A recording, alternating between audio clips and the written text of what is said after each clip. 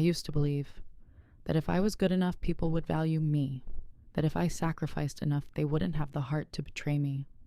But they did. And worse than betrayal was being treated like a burden they needed to erase. I spent over $100,000 caring for my husband's family, from paying for his mother's surgery to covering his sister's entire wedding.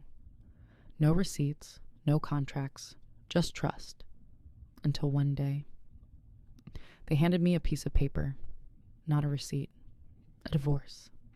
They thought I would crumble, but they were wrong.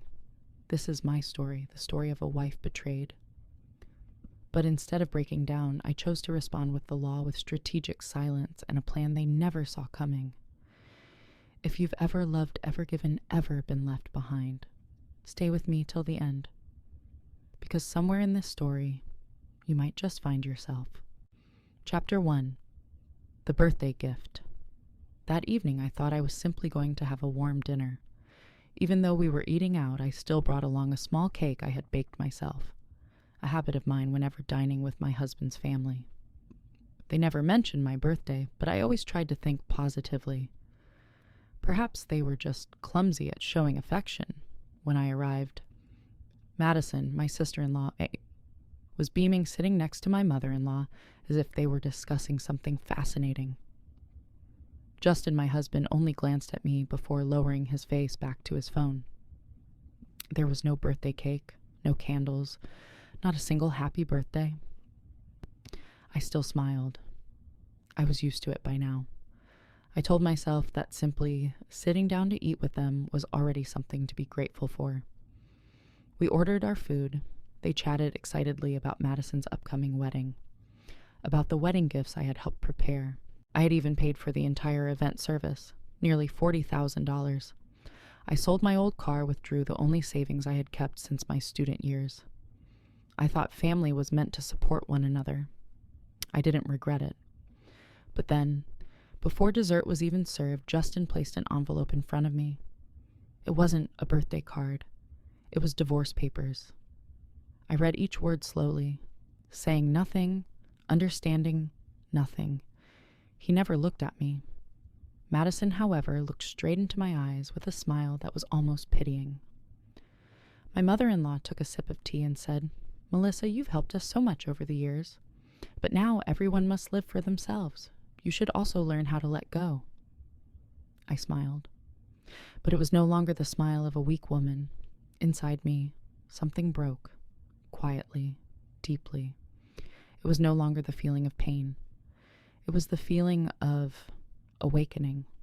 They thought they had ended me, but in truth they had just awakened the most dangerous version of me, and they would regret letting me rise from that dinner table with a copy of the divorce papers and a plan to return everything, but on my terms. Chapter 2, 3 years called duty. They thought I was just a gentle girl who liked housework and caring for others. Truth is, I used to think that too. 3 years of being their daughter-in-law, I practically carried the weight of the entire family.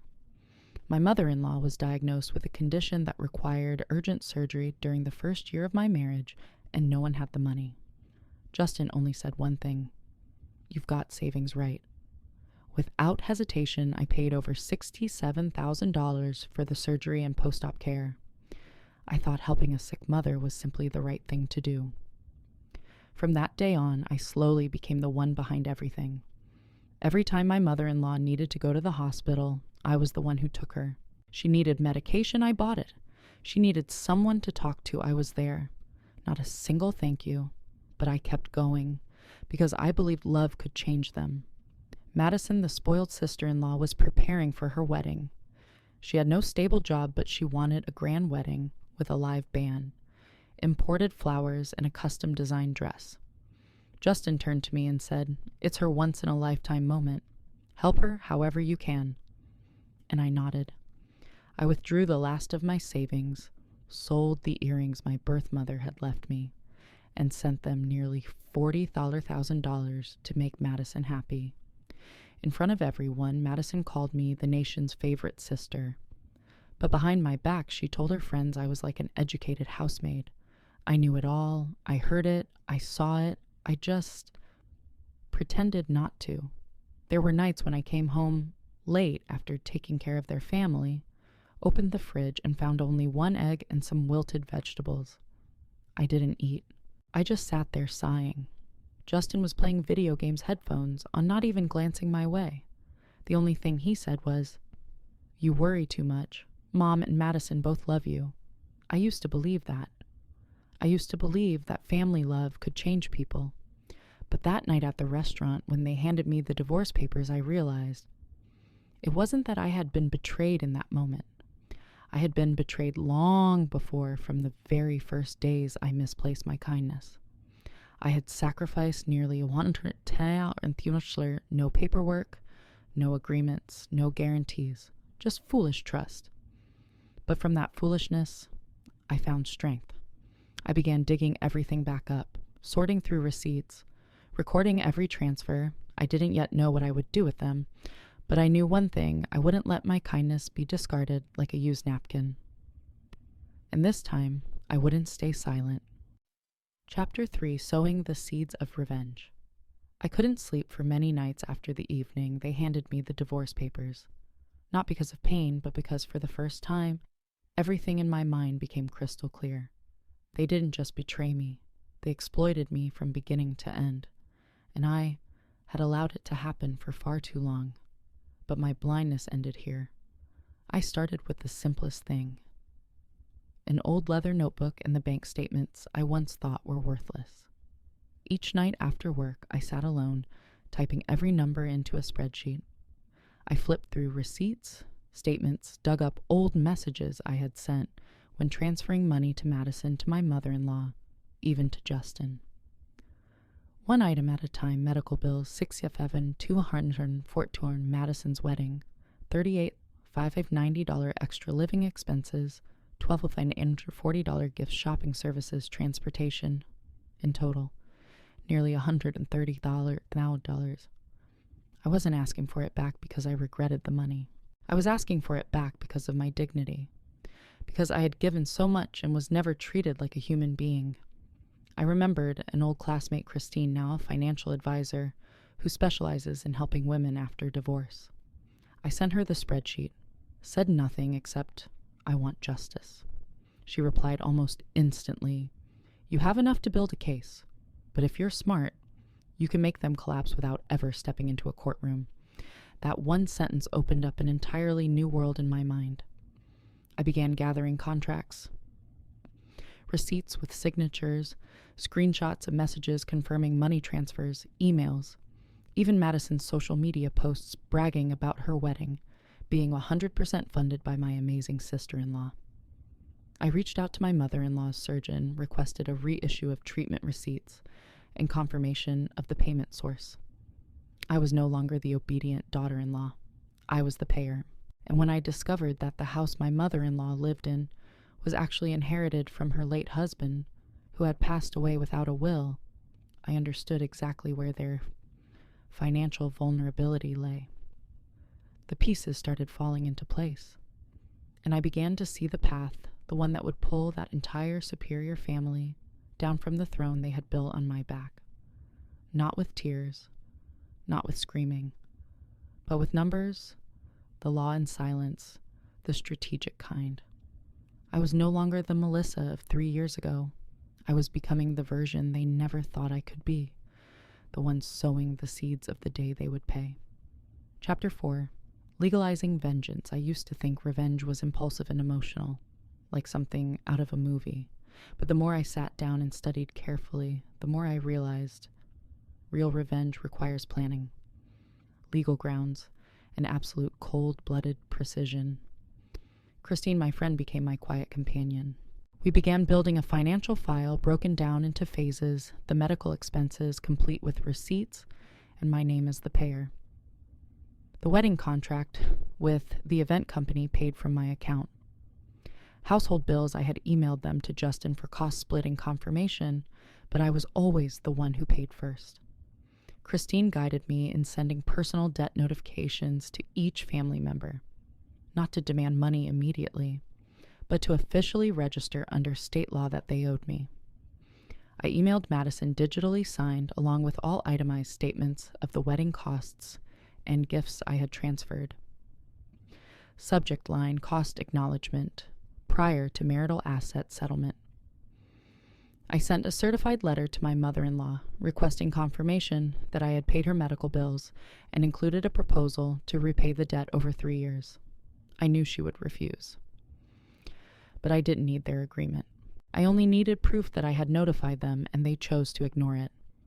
Legally, that's called tacit admission, and it's enough to become evidence if I ever take them to court.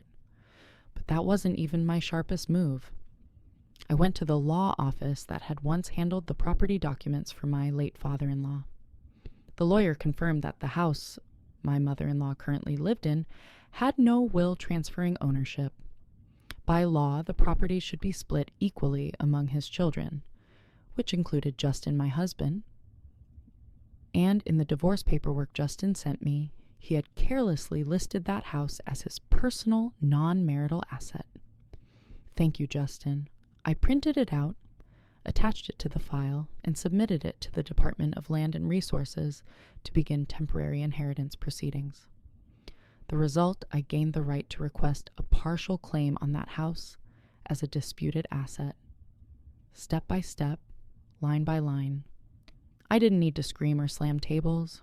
I just needed to document, send, and wait. His family stayed silent, assuming I was weak. But they had no idea with every letter they tossed in the trash. I moved closer to turning that silence into a financial verdict they wouldn't be able to escape. Revenge doesn't always require blood. It only needs the law, evidence, and a woman who was once broken, now armed with logic, ready to reclaim everything. Chapter 5, The Final Strike Over Dinner. I invited them to dinner once more. Same restaurant, same window-side table where I had once sat with a shattered heart, but this time I didn't bring a birthday cake. I brought a document bag. My mother-in-law arrived first. Madison still wore her smug sitcom-worthy grin. Justin avoided my gaze like a child who knew he was about to be punished. We ordered. No one said much. Maybe they thought I was still shaken from their last divorce gift. I didn't rush. I remained polite, as always, until dessert arrived. I smiled and placed a stack of documents on the table.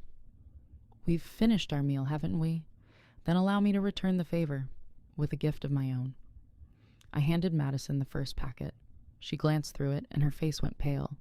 These are wedding invoices, yes, and statements from my bank account, plus a service contract with a signed confirmation of who paid.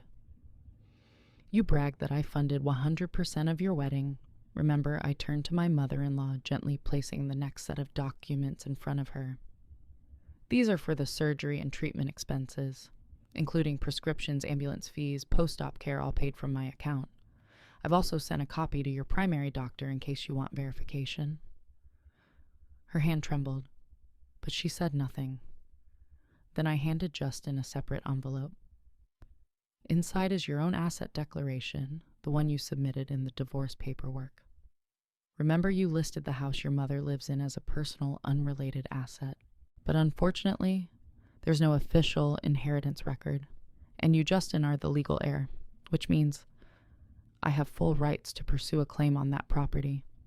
Madison started to rise from her seat. I continued, my voice still calm. Oh, and one more thing.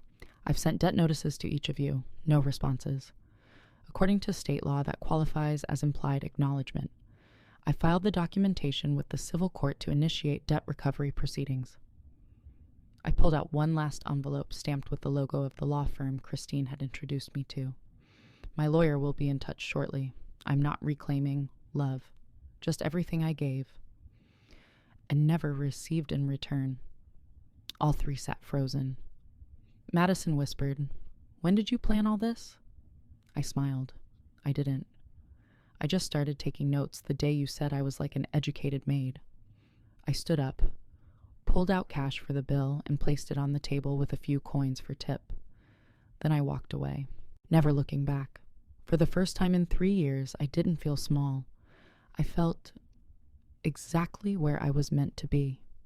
And they, the ones who once saw me as a shadow, could only sit there staring at one another, wondering, how did a silent woman manage to destroy their entire game with nothing but paperwork? Chapter 6.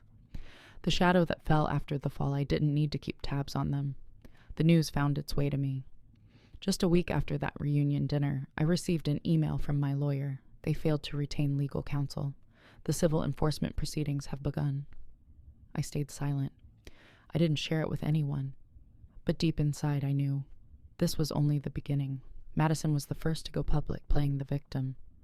She posted a long message online claiming she was betrayed by her former sister-in-law, accusing me of trying to steal family assets and destroy her mother's happiness.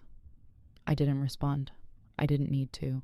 Because while Madison was still busy typing emotional captions, the wedding event company officially revoked her contract. They confirmed that the one who signed and paid was me, not Madison. Her wedding was canceled due to breach of payment and legal violations. As for my mother-in-law, she used to think I was an endless wallet. But once she received the debt enforcement notice, she finally understood what a receipt with a soul truly meant. I requested a public hearing where I presented full documentation of all medical and household expenses. The court ruled she must sell part of her current assets, including the Lexus she had just bought under Justin's name, to settle the principal debt owed to me. Justin remained quieter. After that night, he sent me only one message, just 3 words: "You have won." I didn't reply. I didn't need his acknowledgement, because I hadn't done all this to beat him. I did it to reclaim the part of my life that had once been stolen. One early autumn morning, I walked past the old house, the place where I once cooked, cleaned, and cried over cruel words. On the gate was a sign, "For sale, asset liquidation." I stood still for a moment, not out of spite, but peace. I had once begged for love from people who only knew how to take, and now they returned it to me, not through affection, but through the collapse of everything they had once stripped from me. You know what? I don't see myself as cruel. I only see that I've finally been fair to myself. Chapter 7. The beginning of a new woman. I thought I would feel triumphant, that when they each paid the price, I would want to celebrate, to flaunt my victory. But I didn't. What I felt was silence. A kind of silence I hadn't experienced in the past 3 years. No more late-night texts from Madison begging me to fix something urgent. No more calls at midnight from my mother-in-law just to ask if I could take her for a blood pressure check. No more cold stares from Justin as I walked into the house carrying 2 bags of groceries and an empty heart. I moved out of the temporary apartment, rented a smaller, neater place just enough for me. I planted a few flower pots on the balcony. Each morning as I watered them, I thought about the days I used to cry silently by their kitchen sink. Now I still stood alone, but this time it was by choice. Christine helped me open a small investment account. I began learning about personal finance, marital law, and women's rights in divorce and shared assets. Each line of knowledge I took in wasn't just to protect myself, but so that no one else would have to go through what I once endured. I joined a support group for divorced women. Many of them had lost everything just like me. But the difference was, we no longer felt ashamed of being betrayed. We were proud for having the courage to rise, to say no, to reclaim ourselves. One day I received an email from a name I didn't recognize, a young woman who had read my story on my personal blog. She wrote, "You don't know me, but your story stopped me in time.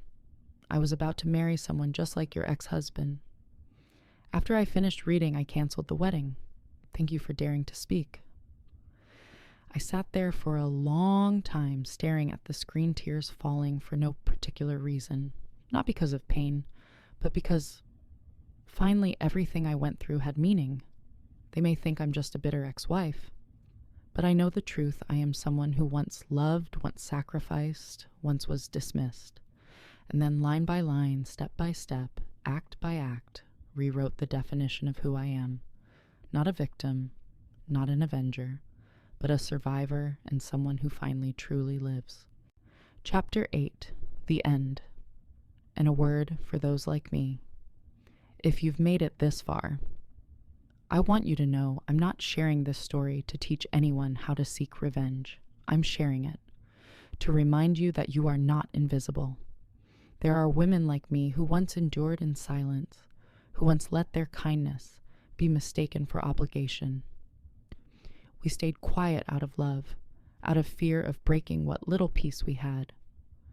We told ourselves, if I can just hold on a little longer, maybe they'll change. But one day you'll realize they won't change. You have to be the one who changes. I am not perfect. I've been weak. I've been naive.